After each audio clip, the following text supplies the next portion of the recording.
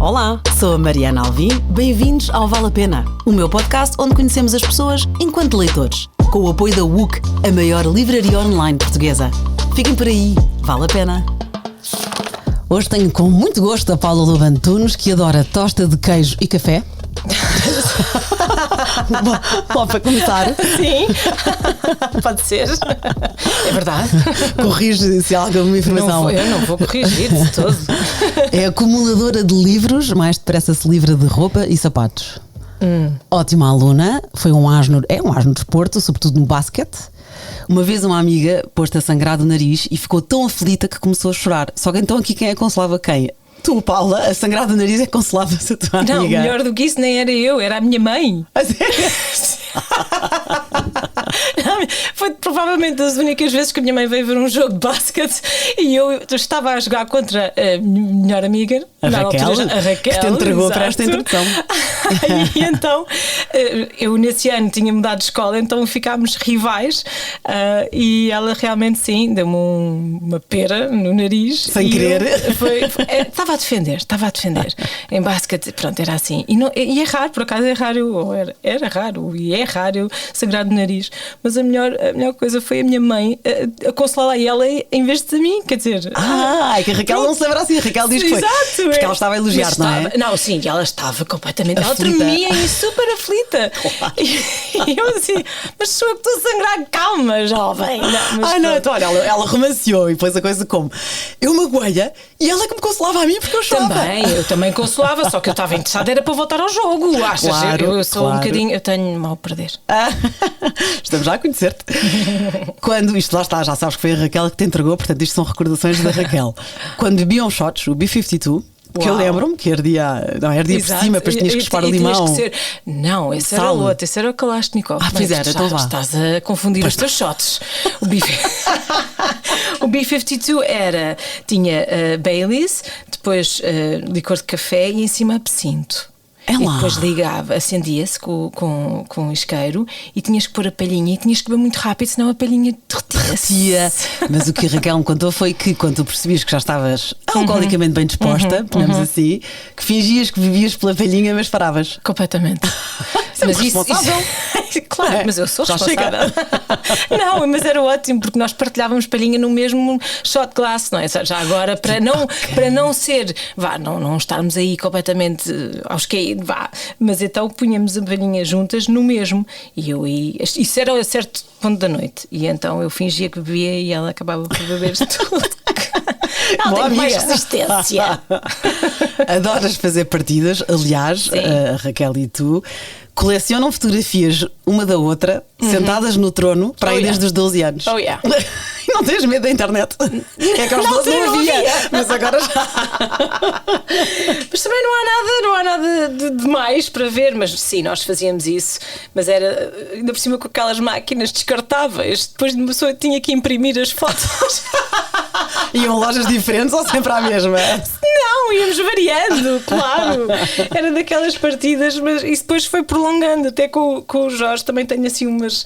Mas o dele é mais a nível de. Imagina, fazer road trip. Eu estava grávida da nossa primeira filha e fizemos road trip para atravessar os Estados Unidos. E eu grávida ainda por cima, então tinha que parar no meio do nada e ir à casa de banho, ir de aflita. E ele vinha sair do carro e tirava sempre uma foto. E enviava para a Raquel? Eles já têm uma coleção ótima. Que maravilha. Tens um coração de ouro e os pés na terra. A arte de representar para a Paula é mesmo a valer. Fartou-se de trabalhar para conseguir seguir os seus sonhos. Trabalhou a servir à mesa em Londres, onde estudou teatro. Isto depois de teres tirado o curso de Biologia Médica em Edimburgo. O que é Biologia Médica?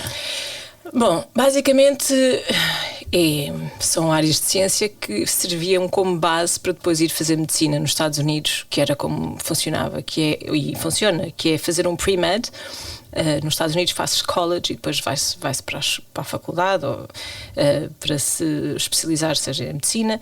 Então é um bocadinho pre-med no sentido que são as bases científicas. Então eu poderia escolher, por acaso comecei no início do curso com neurociências, mas a meio mudei para fisiologia médica, principalmente a especializar em em reprodução feminina, que era uma área que me interessava muito. Depois com a possibilidade, porque se eu seguisse a carreira médica, queria ser ginecologista obstetra. Okay. Mas então basicamente foi esse o meu rumo. Aliás, a minha tese final era sobre tentar prevenir o parto prematuro nas mulheres, que é muito difícil. Às vezes as mulheres entram em parto, seja devido a stress, devido a condições outras médicas, e era arranjar qualquer tipo de droga, qualquer tipo de medicamento que pudesse retardar isto para que a gravidez pudesse ser levada até ao fim.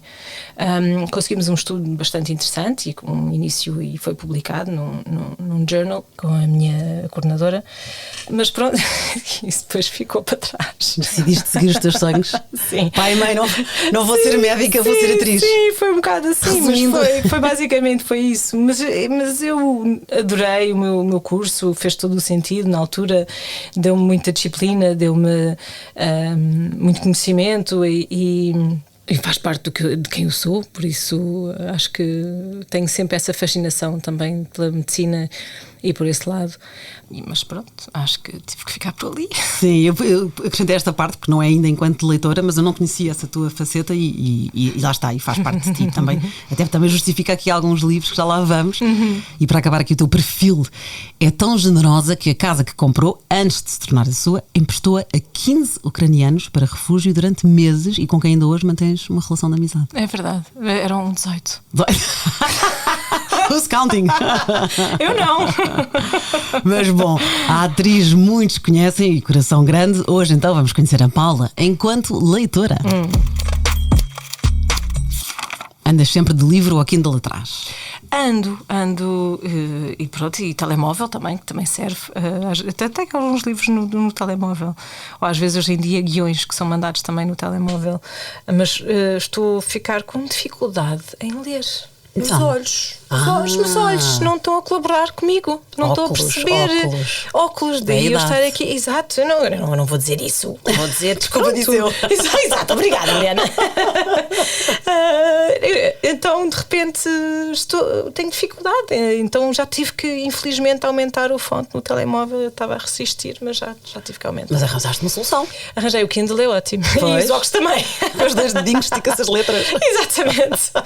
Mas sim, mas ando, parece que tenho sempre uma coisa a pairar, um livro a pairar, ou um tópico a pairar.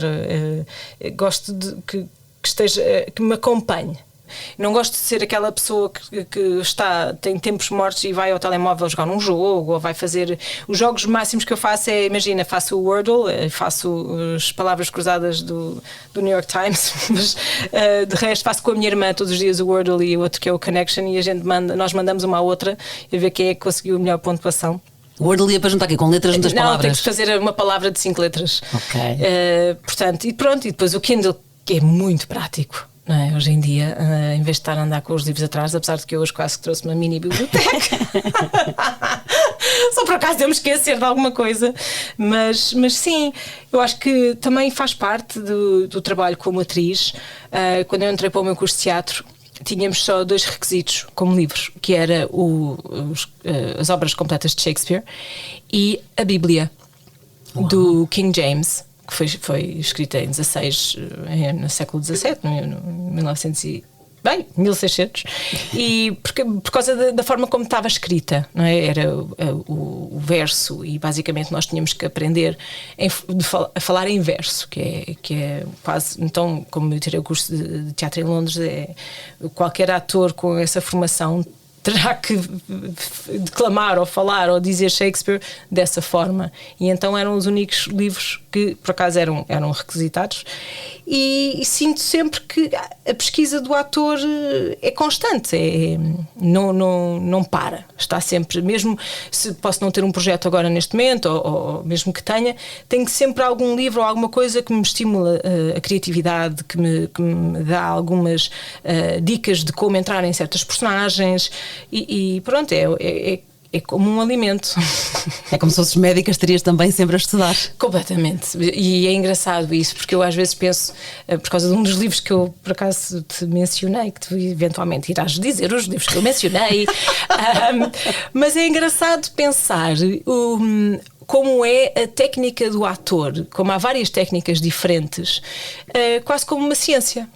Porque é um trabalho contínuo, é um trabalho que há várias teorias por trás da representação, e eu acho que é uma questão que se vai desenvolvendo. Até, por exemplo, fazer um filme da Marvel, por exemplo, a maneira como eles têm que representar é completamente diferente do que estar em cima de um palco a fazer Shakespeare, não é? Há toda uma fisicalidade que existe, há todo um imaginário que tem que acontecer, não é? A maior parte das vezes nem sequer tão... Eu adorava fazer Mother of Dragons, mas quer dizer, eu não ia estar a contracenar com os meus dragõezinhos, e não tenho os dragõezinhos ali para contracenar, não é?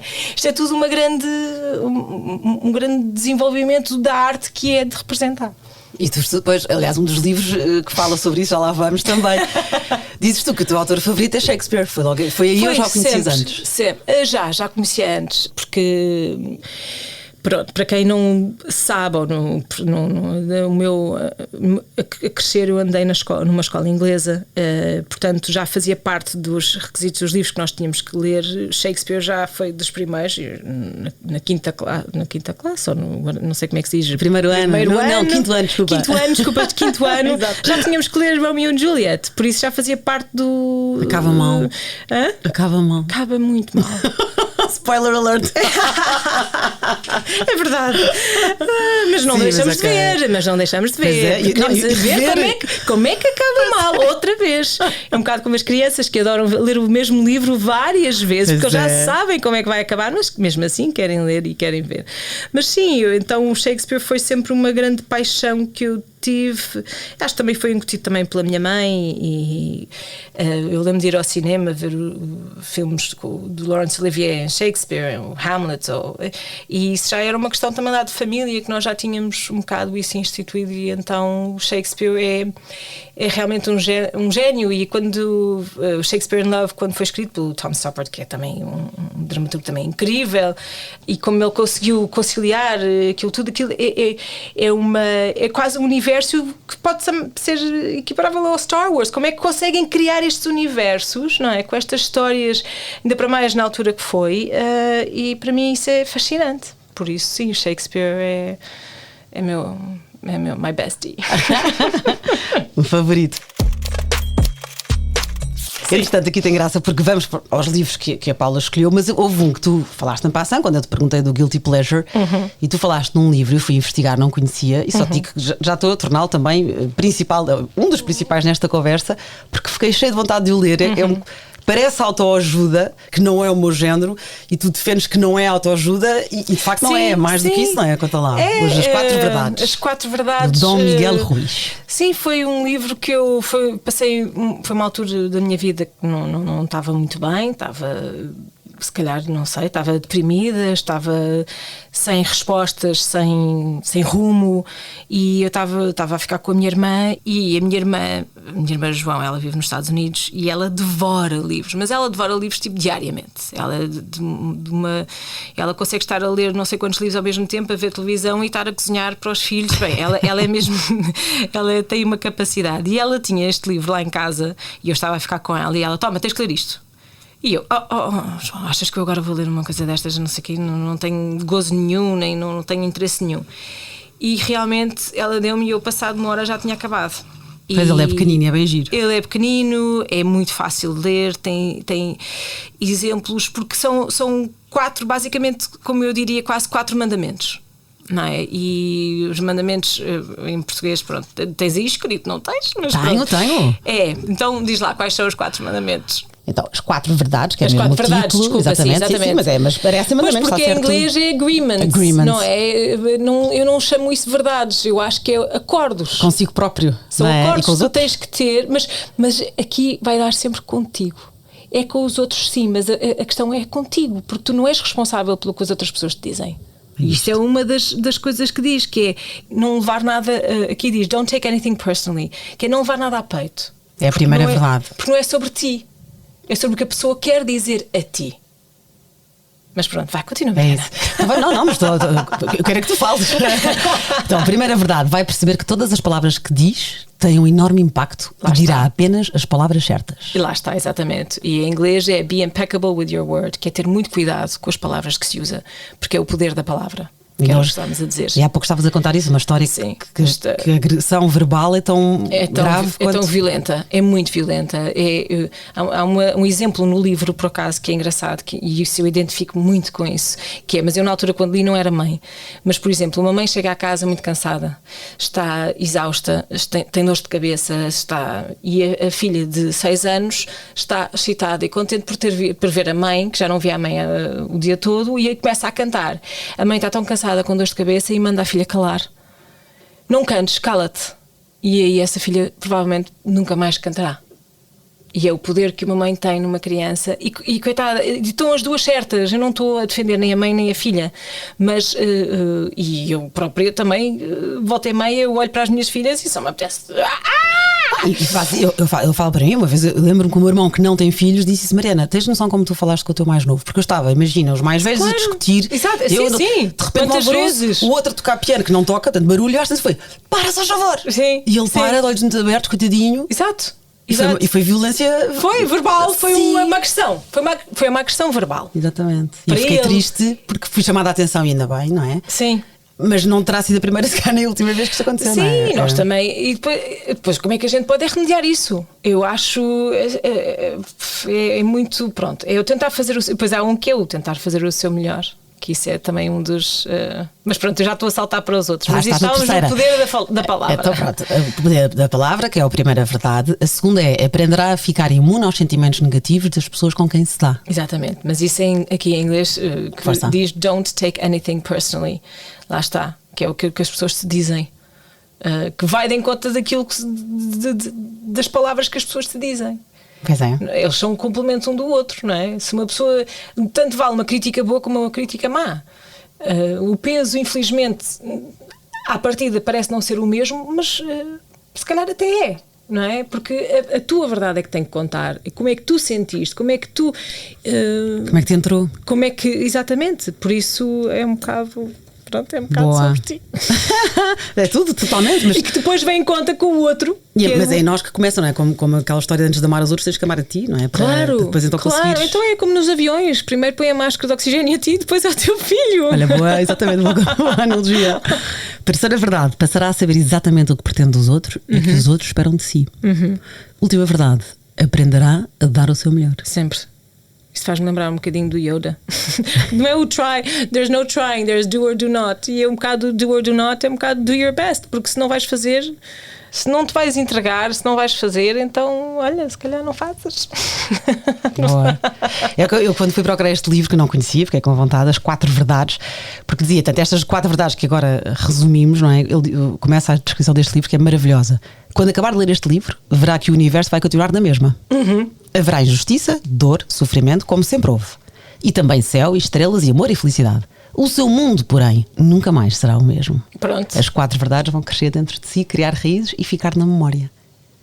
É muito engraçado. É um livro pequeno, tão simples. E não é uma questão de autoajuda, de coisas esotéricas, de coisas impossíveis de atingir. São basicamente... boas dicas. Exatamente, são boas dicas. É só isso. Isso é um bocadinho como fazer... hoje vou fazer 15 minutos de exercício, agora vou fazer a partir de agora diariamente 15 minutos de exercício. Aqui se calhar vou fazer um exercício... de palavra, de pensamento, introspectivo. Exatamente, é um bocado isso. É um bocado fazer um acordar para a vida, espera lá, quem é que esteve mal aqui? Fui eu ou foi aquela pessoa? Pronto, coisas assim. É um bocado... É o que eu pergunto sempre às minhas filhas antes de dormir: qual foi a melhor parte do teu dia, qual foi a pior parte do teu dia, ou o que é que tu aprendeste hoje, ou alguém te fez sorrir, ou tu fizeste alguém sorrir, ou são coisas que uma pessoa vai pensando e eu acho que eventualmente vai crescendo e vai percebendo. E eu acho que tudo que sirva para nos aliviar um bocadinho, que é a dor de viver, que são dores de crescimento, que são constantes, não são só físicas. Sim, mas depois de 40 que se para de crescer. Não, nós estamos sempre. Portanto, eu acho que é só uma dica. Vá. Maravilha. E útil: As 4 verdades, The 4 Agreements, do mexicano Dom Miguel Ruiz. E agora, a Paula fez aqui uma confusão quando deu um livro. E eu ia guardar esse esclarecimento para hoje, mas hoje de manhã então avisaste-me. Pois. E achei muita graça, porque tu misturaste. Quer dizer que se calhar terás lido os dois, não é? Tu disseste. Claro que sim. An Actor Prepares, Exato. da Uta Hagen.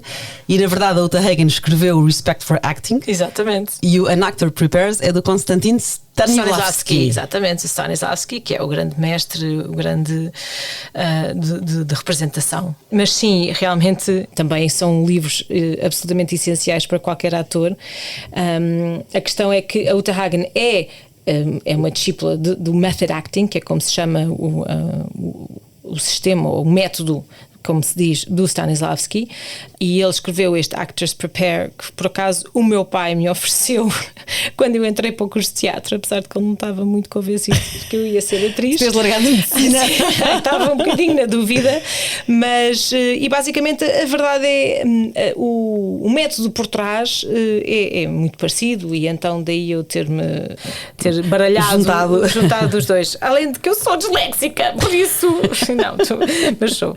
E então, mas eu tenho sempre o Respect for Acting, porque também é à base de exercícios, e nós no nosso primeiro ano lá no conservatório fazíamos os exercícios da Uta Hagen, mas essencialmente as perguntas são sempre as mesmas, tanto dela como do Stanislavski, porque isto vem tudo do método, não é?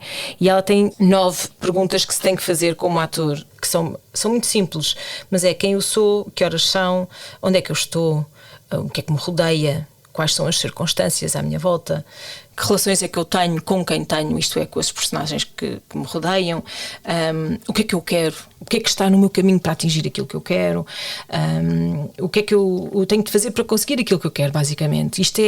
São as verdades que são imperativas para qualquer ator em qualquer circunstância, e é um bocadinho o que nós aprendemos.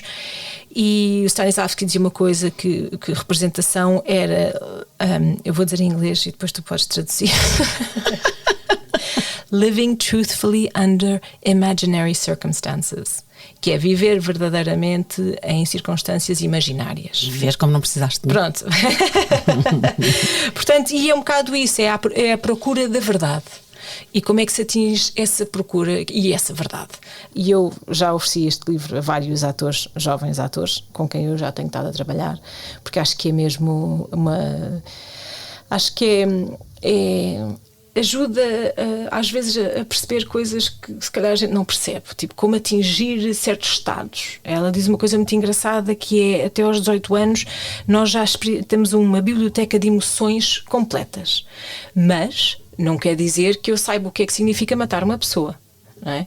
Mas sei o que é ter raiva, sei o que é sentir amor, sei sentir traição, sentir inveja, sentir ódio, tudo isso, e é só uma questão de ampliar esse tipo de emoção. E isso é o que ela fala um bocado no livro dela, que é o respeito por representação. Eu peço desculpa, não sei qual é a tradução em português. Eu acho que não existe. Não há. Respect for Acting, da Uta Hagen, é uma americana alemã, é professora de teatro. E uma pergunta, Paula, para quem não é ator ou atriz, também é ótimo. É útil? Claro que é. Claro que é. Calculei que sim, mas exatamente para quem está a ouvir. Aliás, que não... eu tenho uma amiga minha que é psicóloga, e ela pediu-me, ela faz muitos trabalhos também com as pessoas com quem ela trabalha, de exercícios de representação, de exercícios de role-playing, de improvisação. Até para confiança uns dos outros, e é engraçado, e ela pediu-me todos os livros que eu tinha, e eu emprestei-lhe este livro, também tenho o livro do Augusto Boal também, que também tem a ver com brincar, com jogos, também tenho, pronto, do Stanislavski também, que é um bocado esta questão de criar estas circunstâncias, se calhar para também te aliviar. Eu faço isso um bocadinho com as minhas filhas em situações na escola que não conseguem lidar com elas. E ela basicamente dá-te estes instrumentos de como... É quase como tu estás dentro da cena, não é? Mas tens que ter o teu terceiro olho, ou como é que, não sei como a gente fala sobre o terceiro olho, mas temos que ter alguém que esteja a supervisionar aquilo que está a acontecer na cena. Como se fosse a ver por fora. Estás a ver por fora, mas ao mesmo tempo a viver por dentro. Por isso é muito complexo. Experienciar. Estás, exatamente. Por isso há aquela questão que o Stanislavski dizia, que é usar as tuas próprias experiências, usar as tuas próprias emoções. Mas têm que ser situações que estão resolvidas. Eu já tentei uma vez numa cena que eu tinha que fazer, que era uma cena dramática e tinha que chorar e por acaso na altura o meu pai estava doente e estava no hospital, estava internado, e eu fiz a cena e eu fui a um sítio muito negro, um sítio que depois cortou e o realizador assim, não é tanto, Paula. E eu, ok, peço desculpa, então vamos lá. E é por isso que dizem, às vezes há atores que dizem que têm dificuldade em sair da personagem. Ou seja, tu não é aquela corta, já está, e tu, está tudo bem. Não, de repente, nós fomos a um sítio, nós viajámos, nós entramos dentro de um sítio. Mas isso é outra coisa que ela também, que é lá está, é o respeito pela representação, não é? O que acontece ali é aquele momento. Eu não vou levar aquilo para a minha vida. O buraco negro onde tu entraste ficou lá. Ficou lá e sais. E tens que ter essa capacidade. É óbvio que às vezes há personagens que é mais difícil, mas tu tens que fazer esse exercício depois. É um bocadinho quando fazes, seja meditação ou fazes hipnoterapia, não é, que faça, tu vais, mas depois de repente, oi, já estou cá à volta, ok, já voltei, até porque a minha vida não é aquela. Sim. A minha vida não é aquela personagem. Nós temos outras coisas, outras pessoas à nossa volta, que também é uma verdade. A minha verdade não é a verdade da personagem. A verdade da personagem é a verdade dela. E eu vou encontrar a verdade da personagem, mas não é a minha. Então o título está perfeito, Respect for Acting. Eu quando entro num teatro, quase que é um lugar sagrado para mim. E eu acho que pisar um palco, por exemplo, às vezes quando as pessoas estão a ensaiar, ou vou ver alguns colegas, eu tenho algum pudor de pisar um palco que não seja para mim. No sentido que aquele espaço é sagrado para quem está a trabalhar nele. Tenho mesmo muito respeito por isso. Uau! Respect for Acting, da Uta Hagen. E já agora então, An Actor Prepares, do Konstantin Stanislavski, que é russo, é um dos mais conceituados diretores de teatro da sua geração. Sim. E criou mesmo o seu sistema, que está neste livro. E falaste no teu pai, e este livro também, portanto, da mesma maneira que os anteriores não são só para atores, portanto é para toda a gente que quiser, não é? Até pode ajudar em confiança e em quem fala em público e outras circunstâncias, vá. Escolheste também um neurocirurgião em construção, do João Lobo Antunes.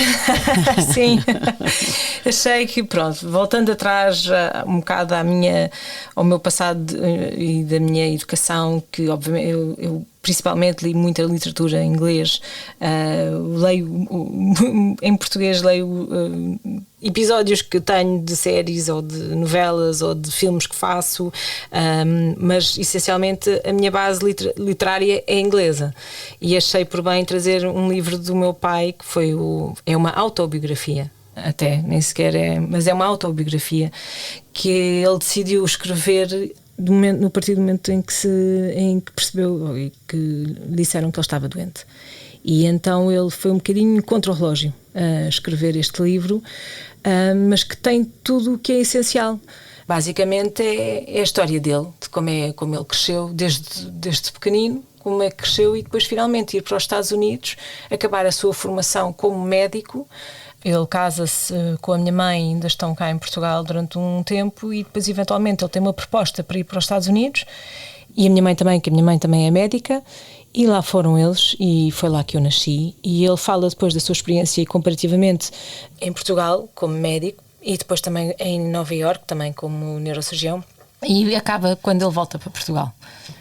Olha, há aqui vários parágrafos que eu tirei, alguns que falam mesmo do ofício de neurocirurgião, a aprendizagem do ofício, e há aqui uma parte também para quê? Para alargar este livro para outras pessoas que não tiveram o background de médico, não é? Porque é que é interessante. Então há aqui uma parte linda, e vais tu ler, do homem, não só do médico. Sim. Digamos assim. Portanto, a parte da autobiografia. Este último parágrafo aqui. Até porque ele, além de como médico, era das pessoas, um ser humano absolutamente extraordinário, e foi uma pessoa que nunca recusou um doente, mas como pessoa, como pai, como parte da sociedade, todos os cargos que lhe competiam, que ele fez parte, seja Conselheiro de Estado, seja o que for, ele estava sempre pronto para fazer parte.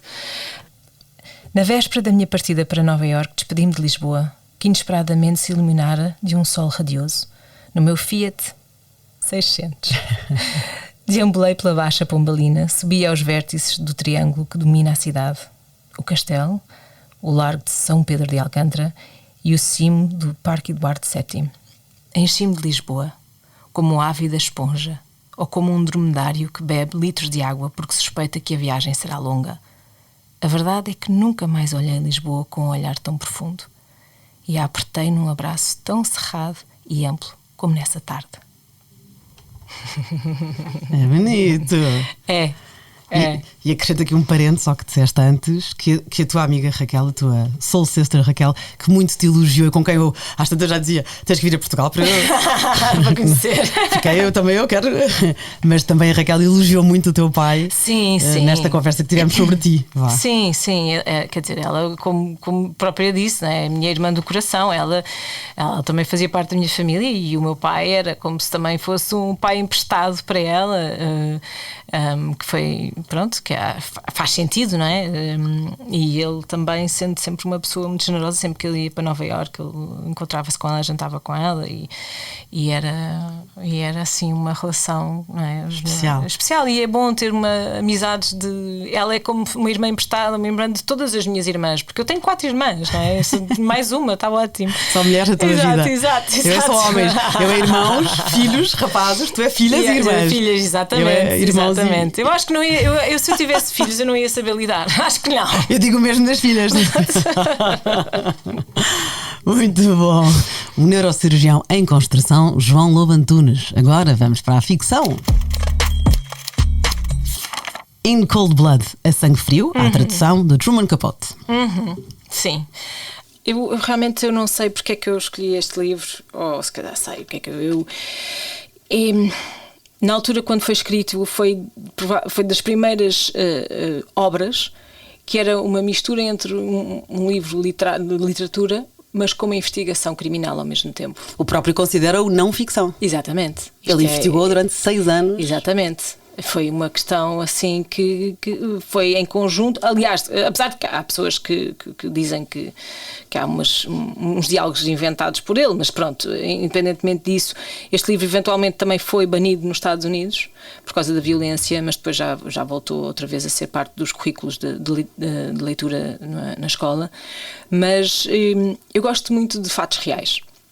E acho que tenho, se calhar, uma questão, se calhar, com crime ou com... Porque eu também falei de outros livros que também têm a ver um bocado com crime e com murder mystery e essa questão toda. Aliás, aqui um parente dos jantarias, ainda não falámos com a Agatha Christie. Exatamente. Mas In Cold Blood foi daqueles livros que ficou comigo durante muito tempo, mesmo. Ficou comigo por causa da história toda mórbida que foi, das razões de porque é que acontece, de porque é uma família que foi assassinada, pai, mãe e filhos, e tudo por 2 homens, e porque é que isto aconteceu e o que é que levou a chegar a esse ponto, e a obra dele e a forma como ele fez a investigação, que depois também pode ser não é só porque também é um filme, o filme do Capote com o Philip Seymour Hoffman, que também faz, e é engraçado porque normalmente as pessoas dizem leiam um livro e depois ver o filme. Eu vi o filme e depois é que eu fui ler o livro e fiquei absolutamente fascinada, e tanto que isto foi uma coisa que me acompanhou durante muito tempo, tanto que na altura, quando saiu o filme, aliás, eu estava a viver em Nova Iorque e tinha ido fazer um casting a um teatro, que era um grupo de teatro que por acaso o Philip Seymour Hoffman era um dos diretores, e ele tinha acabado de ganhar o Oscar, e eu andava por Nova Iorque sempre à caça do Philip Seymour Hoffman, a achar que eu vou encontrá-lo em qualquer lado, porque é o que acontece em Nova Iorque. Uma pessoa olha e de repente olha o Seinfeld, olha, então não, era um bocado é quando assim. Não estás à espera. Sim, então eu estava a acabar de sair do casting, que não correu mal, mas pronto, e estava dentro do elevador minúsculo e de repente entra o Philip Seymour Hoffman. E estavas à espera. Ou seja, afinal, não estava à espera, tanto que eu já tinha um diálogo imenso preparado para lhe dizer, e simplesmente olhei para ele, abracei-o, porque não consegui não. Até porque ele era bastante grande, não é? Então eu tinha o elevador, tipo, ai! E eu tinha que tocar neste ser. E ele abraçou de volta ou ficou com esta maluca? Não, nada. Boa. Super querido, mesmo acolhedor, e eu disse só congratulations. Eu não consegui dizer mais nada.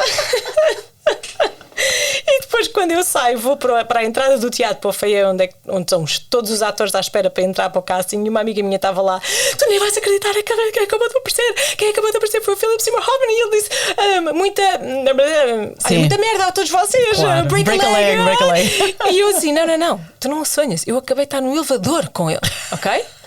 Portanto, mais uma razão disso ainda continuar mais comigo e de sentir completamente que ele era o Truman Capote.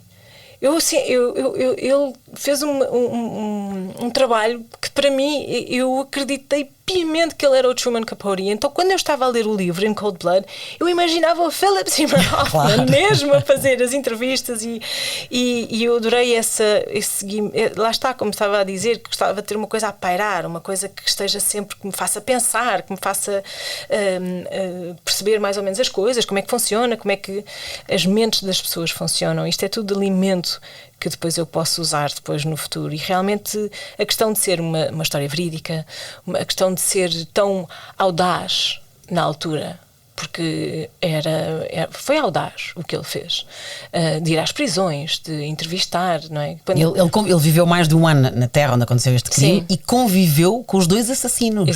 Exato, e isso para mim é de um trabalho de entrar, de se envolver, de uma que é para mim, que é um bocado como eu vejo, como faço com os personagens que eu gosto de construir. Trabalho de investigação. Exatamente.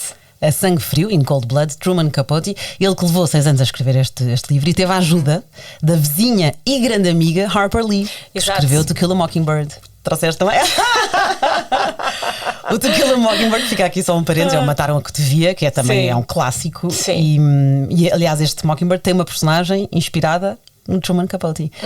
E pronto, ouçam a conversa, e recomendo também a ti, Paula, a conversa número 8 desta segunda temporada com o Duarte Pita Negrão, que desenvolvemos aí bem o Mataram a Cotovia. A sério? Sim, adoro. Também. Foi o Duarte que me ofereceu, e é um grande livro. Um grande clássico. É um grande clássico, também na altura muito audaz. Esta questão do advogado com 2 filhos, defender um negro de uma violação. Toda a história, pondo isto na altura que foi escrito, ainda por cima por uma mulher também. E uma miúda que é narradora. Exato. Que é uma criança. É tudo completamente contra o que era o esperado e o que era o aceite.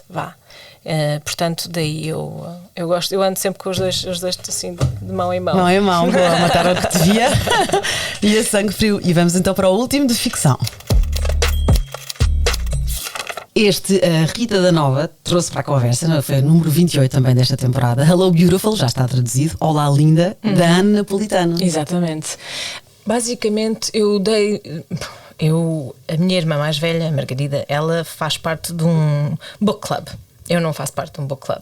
Ela faz parte de um book club, e então ela que me vai mandando assim umas dicas, e às vezes eu também dou dicas a ela de alguns livros, e ela disse-me: este é o livro que tu vais ler este verão.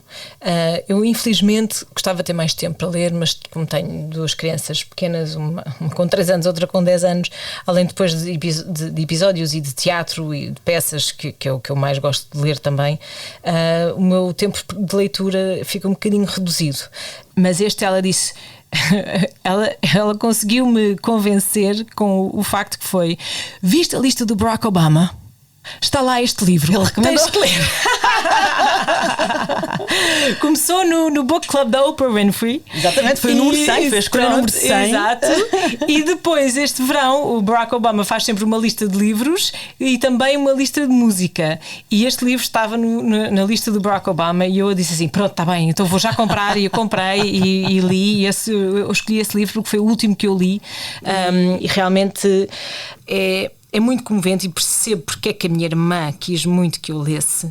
É sobre 4 irmãs e a relação entre 4 irmãs, que sou eu e as minhas irmãs também. As mulherzinhas. É como as mulherzinhas, exatamente. E a forma de superar dificuldades no amor, na perda, entre aspas, traição, e lá está outra vez, mais uma vez falo desta questão das dores de crescimento, de como é que nós aprendemos a lidar umas com as outras, mesmo crescendo em países diferentes, aqui em estados diferentes, como é que se mantém essa ligação, que é uma ligação que não se explica e que é inquebrável, não é? Por mais esses laços familiares, por mais que fiquem finas, elas nunca quebram.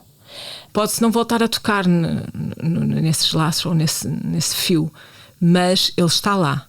E este livro realmente é muito comovente por causa disso, por causa da história, de como conta e como os laços de família, e principalmente entre 4 irmãs, que eu acho que é uma das razões de porque eu não queria que a minha filha mais velha fosse filha única.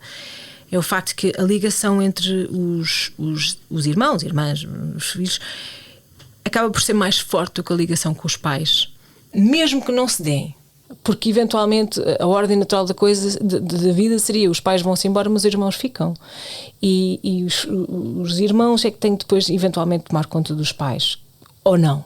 Mas eu identifiquei muito com este livro por causa disso. E o Hello Beautiful é um caso como porque o pai fala como é que ele cumprimenta as filhas. E acho isso tão bonito de um pai quando vê a filha e diz Hello Beautiful. Isso está apesar de descreverem que o pai era um pai ausente, elas acabam por perceber que afinal mesmo a ausência do pai foi se calhar das marcas mais importantes na vida de todas as filhas. É engraçado como não és a primeira pessoa que me fala neste livro. Aliás, estou cheia de vontade de o ler e não tenho as irmãs, não é? Portanto, mesmo quem nos está a ouvir, não é só a razão. Não, claro. Mas agir como cada uma dá o seu ângulo diferente do que, não é? Porque aqui é muito mais do que as irmãs, porque são 4, claro que é. E juntas são outras, como as Mulherzinhas. Aliás, a própria autora, o livro favorito da autora é a Mulherzinhas. Sim, elas falam muito sobre isso, porque cada uma identifica-se exatamente com uma delas, e depois vão perceber que são todas as personagens, como nós todos somos todas essas personagens. E depois também tem uma personagem masculina, é o William, que também é fascinante, essa personagem. E o livro está escrito de uma forma muito engraçada, que é por espaços temporais. Cada capítulo é espaço temporal de um certo ano, ou de uma certa altura do ano, e é épico o livro, porque começa com elas muito jovens e acaba com elas já muito mais velhas, já com crianças, e ele é uma personagem que é um bocadinho como uma coisa, é fulcral, e elas giram um bocadinho à volta dele, do William. E ele próprio tem uma vida que sofreu muito. Ele não tem a relação familiar que elas têm. Ele, ou seja, não na tem, família dele não corre bem. Exatamente, a família dele ele não tem família. Daí que obviamente haverá pessoas que se identificam com essa personagem, ou vão se identificar com a mãe delas ou com o pai delas. Eu acho isso muito engraçado, que há personagens para todo o feitio, todo o género. É para toda a gente. Exatamente, esta vai ser a minha amiga Joana, esta é a minha amiga Manela. Exatamente, porque eu adorava o William, e o William também tem um melhor amigo que também quero ter um melhor amigo como ele. Eu também conheço uma pessoa que seja como ele, que quem me dera ter uma pessoa que tomasse conta de mim como essa pessoa toma conta dele. E isso o quebrar dos sonhos, de cada um ter o seu sonho, e nós todos temos o nosso sonho, e de repente nós chegamos a uma certa idade e pensamos, espera lá, mas eu não concretizei o meu sonho, será que ainda vou tempo? Ou vou ter que mudar o meu sonho? E isso é um bocado que o livro faz pensar nessas questões, que eu acho que é muito bonito, porque o espaço temporal é tão grande que há fases, diferentes da vida. É a Júlia que conhece o William no primeiro ano da faculdade. É um ambiente familiar caótico, mas com amor, não é? A Sylvie, a sonhadora que adora ler. A Cecília, artista. E a Emmeline, que toma conta de todas. Que é mais pequena, que é tão irónico. Pois é. Mas depois isso não é nada disso. Mas é bom, é para tentar aliciar e para chamar as pessoas. Mas sim, mas é um livro, é completo. Não tem assim rasgos de acontecimentos. É uma coisa quase como uma onda constante que nos vai fluindo e vai-nos banhando, mas que não nos vai derrubar, mas que nos vai levar com ele. É um bocado assim. Boa, maravilha. Olá, linda, a tradução, Hello Beautiful, da Anne Napolitano, que é uma escritora americana. Ela deu aulas de escrita em várias universidades e foi editora, aqui um conceito que eu também falei com a Rita da Nova, mas para quem não ouviu, porque é muito giro, ela foi editora durante vários anos de uma revista mensal chamada One Story. E era literalmente One Story. Por mês saía uma história. Giro, não é? É como os contos, não é? Como sim. As novelas também. Sim. Maravilha. Olá, linda, da Anne Napolitano. Agora uma pergunta difícil. Uau! Olá, linda, da Anne Napolitano, a sangue frio de Truman Capote, um neurocirurgião em construção, o João Lobo Antunes, Respect for Acting, da Uta Hagen. Escolhe um. Ai, isso não se faz. E as 4 verdades também entra não, na... isso não se faz. Isso é tão... vou escolher o neurocirurgião em construção. Não se faz, corta para este. Boa, claro que sim. Não, claro faz sentido, fica no meu coração. Claro que sim, boa. Agora, há um momento em que eu no fim tenho uma surpresa que já não é surpresa, ainda por cima já ouviste o podcast, mas pronto, tenho um livro para te oferecer.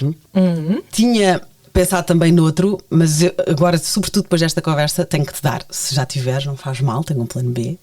Mas há uma autora que eu adoro, foi a primeira, acho que foi das primeiras autoras que eu tinha a mania que não gostava de não ficção. E adorei um livro de não ficção dela, marcou-me imenso. E eu que me esqueço imenso das histórias que leio. Lembro-me bem do livro, que se chama I Am, da Maggie O'Farrell. Recomendo-te, também já falei neste podcast. Ok. Eu vou depois deixar na descrição deste episódio esta minha recomendação. E ela tem vários de ficção.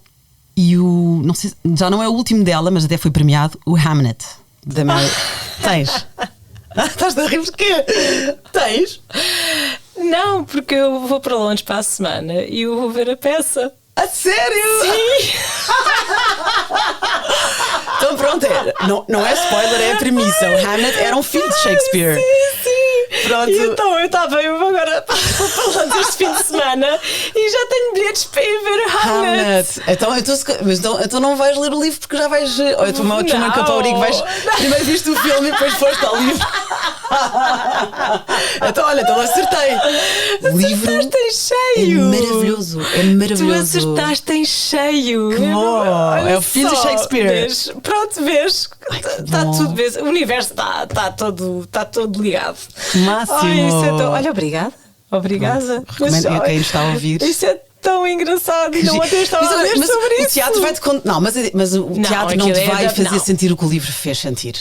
Mas claro que não, mas vai tudo complementar um ao outro. Sim, faz parte. Um bocado. E que alívio tu teres dito que viste o filme de Truman Capote e depois foste ao livro, portanto, ok. Então fica este. Sim, está perfeito. Isso é tão engraçado. Olha mesmo, isso é muito engraçado. Eu estava à procura de peças para ir ver e o Macbeth está no Globe, no Shakespeare Globe, mas depois eu e a minha amiga decidimos, não, temos que ir ver o Hamlet. E tu, a tua literatura favorita são peças? Isto é novel, é romance. Sim. Mas mas também eu adoro procurar livros, pronto, que também se identificam, depois tornam-se filmes ou séries. Aqui é imaginada que na vida real sabe-se que, eu não sabia, mas não é segredo que Shakespeare terá perdido um filho. Sim. E pegando nisso, a autora pesquisou e imaginou como é que seria a vida da família de Shakespeare. Yeah. E eu que não sou como tu, quer dizer, sou fã de Shakespeare, acho que somos todos, não é? Mas não estudei como tu estudaste. Adorei, tem um lugar muito especial no meu coração este livro, portanto tinha que ser este livro para te oferecer. Mas isso é tão bom, isso é tão... Boa! Olha, obrigadíssima, adorei. Obrigada pelo convite. Que bom, e quem nos está a ouvir, obrigada também e para a semana há mais.